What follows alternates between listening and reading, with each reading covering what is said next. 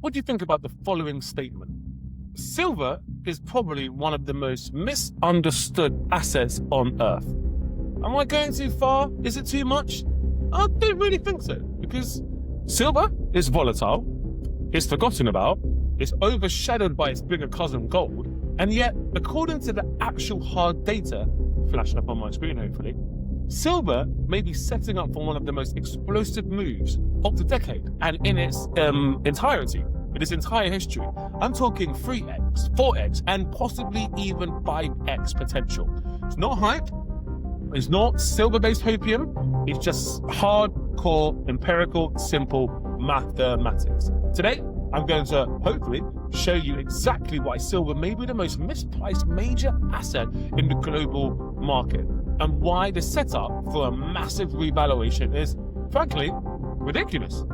So, let's talk about silver being the most undervalued metal on our beautiful planet Earth. Well, let's start with a big picture. Silver isn't just an investment metal. It's not just some kind of barbaric shiny coin or jewelry piece that is less conductive than gold and less flashy and less sought after. It's a strategic industrial metal that modern civilization literally cannot function without. And yet, it trades at a fraction of the shiny metal of gold. It really is the younger sibling that's in the shadows all of the time, right? It has zero strategic stockpile in many countries. It's in deficit in many places of the world. Governments barely hold it anymore. Supply is breaking down and barely keeping up. And demand, ironically, is hitting all-time highs. I think there's something important that most people forget. Silver is actually the most conductive metal on the planet, both electrically, and thermally, in terms of like heat transfer, right? Nothing else even comes close to it. And that's why every EV, every solar panel, every satellite, every data center, every 5G, soon to be 6G tower, every AI server rack, every AI infrastructure mega space being built the size of Manhattan, they all need huge amounts of silver. Not to mention the tomahawks and the weaponry that needs silver too, but that's another conversation. But now, let's pair that with the price. Silver is still hovering in the low 50s, right? And that makes no sense whatsoever when you compare it to the industrial demand, the supply deficits, the production costs, and the gold-silver ratio history. And that's where the mathematics truly start to begin getting quite insane, right? So let's talk about the gold-silver ratio madness. The gold-silver ratio, for those of you who don't know, measures how many ounces of silver it takes to buy 1 ounce of gold. Historically, across the centuries and millennia, the ratio sat at about 15 to 1. Today, it's about as high as 70 to 90 to 1, and sometimes it's even touched 100 to 1. In my opinion, that is absurd, because let's do the basic math. If gold is trading at 4,000, and silver reverted only halfway back to the historical norm, which is like, let's say 50 to 1, silver would need to actually be, what, $100 right now, right? With my basic approximations of the math. But if it returns to the full historical value, with gold at 4,000, then silver would need to be like a whopping $130.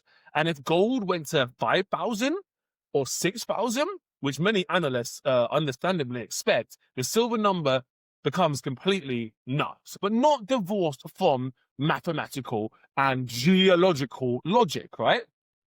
This is why seasoned metal investors call silver the coiled spring. And I like to call it in the bullwhip thesis, which isn't my own, but the ratio alone implies a 5x reversion potential before we even talk about supply constraints. And that's just the beginning. There is actually a huge deficit in the silver market, and the silver supply is actually in what some people would call a crisis. I might not be that dramatic or fatalistic about it, but let's talk about the supply.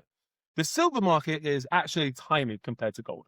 The gold market is, I think it's in the 20 trillions, and the silver market is circa, I don't know, approximately like $1.5 trillion, right? Actual investable silver is actually even smaller. And here is the paradigm shifting, the headline grabbing bombshell. The world has been in a sustained silver deficit. It's hard to find dermal silver. Just like your skin, we had the dermis, the epidermis, and most of the silver is found at the top layer of the Earth's crust. And it's running out. It really is. Demand is greater than supply, like every single year, right? And mine production is lamentably flat. The grades are declining, the high quality of it. The primary silver mines are rare and none are being found. And most silver is produced as a byproduct of zinc, lead, and copper mines, right? It's a byproduct. It's like a waste product almost. It's crazy, which means silver supply cannot actually increase unless those other metals also start to boom. There's some potential for that, but do you want your strategic critical metal to be a byproduct of other metals being mined, or do you want it to have like a pure raw supply? I know which one I'd like. So silver is trapped, right? Even worse, recycling isn't saving us anymore in terms of supply. Most industrial silver is lost forever in landfills. It's not coming back because it's used in tiny particles inside the electronics, solar cells, components that cannot be economically recovered. So every EV, every solar panel, everything that has silver is basically removing silver from the planet. It's not economical to salvage it. There's permanent consumption loss, which basically means, in like trading parlance, declining supply plus compounding industrial destruction equals price pressures, right? And guess what? Demand is about to go vertical. Why would I say that? Well, allow me to explain about the EV and the solar demand explosion, because this is where the story gets even more interesting. Let's talk about solar, first of all. Every solar panel requires silver. It's not optional, it's necessary, right? There is no scalable substitute with the same conductive, transmissible efficiency. Solar is now the fastest growing energy technology on Earth. Last year alone, I think solar consumed over 20% of the global silver. And according to industry forecasts, who are like really smart people, you'd hope, right? Solar demand for silver is set to triple by 2030. That's not far away. And that's not even adding in electric vehicles. Every electric vehicle uses anywhere from 25 to 55 grams of silver. And if you multiply that across all of the monolithic behemoths that are coming in, the BYDs, the Teslas, the Volkswagens, the Toyotas, by 30, I'm not even mentioning all of them. By 2030, over 50 million EVs are going to be produced per year. So you're looking at hundreds of millions of ounces of new silver demand with no significant supply coming online. And then we can add into AI data centers and their servers and their cooling systems and the power infrastructure. And then the numbers just become completely dizzying, right? You start to wonder, where is all of this silver going to come from? And what is the exit valve? Well, it's going to be the price, obviously. And I haven't even started to speak about semiconductors or circuitry or things like that. All of them use big amounts of silver. And when you multiply it and you amplify it across all of the industrial processes, all of the critical functions, all of the weaponry, the guidance systems, the missile systems that use silver, the numbers start to get a bit crazy. When you combine all of those factors together, silver demand could exceed 1.2 billion ounces per year, and the supply is under 900 million. Now, I'm not great at maths. Well, I am quite good at it, but I'm not like a genius. But that, for me, simple on paper, arithmetically, is like a 300 million ounce deficit. That's not sustainable. Something has to give out, and it probably is going to be the price, right? That something is going to be expressed as a function of price. And that brings me on to the price elasticity. The craziest part, I know I've said there's lots of crazy parts, but this might be the actual craziest part. No more superlatives after this, right? Industrial users don't even care about the price of silver. If it goes from $25 to $100, a solar panel's cost rises by maybe $2. In an EV, the cost increase is almost irrelevant because they have economies of scales, right? What does that mean? Industrial buyers will not reduce demand even if silver skyrockets. That completely destroys the traditional supply and demand pricing mechanism in terms of elasticity. Silver demand is price inelastic as such, right?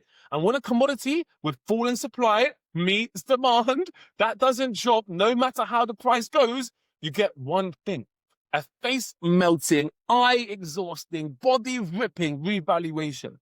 And this is why a small increase in investor buying Like just a little shift could cause silver to jump by factors, not by percentages. I'm talking like orders of magnitude, right?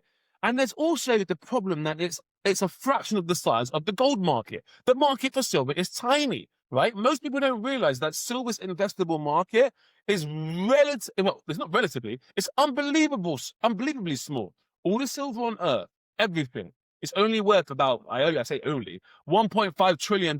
And what about the available investor silver, right? It's like a few $100 billion at best. Meanwhile, BlackRock alone manages $10 trillion in assets under management. Global pension funds manage 50 trillion. Sovereign wealth funds, you can throw in another, 13 to 15 trillion managed debt.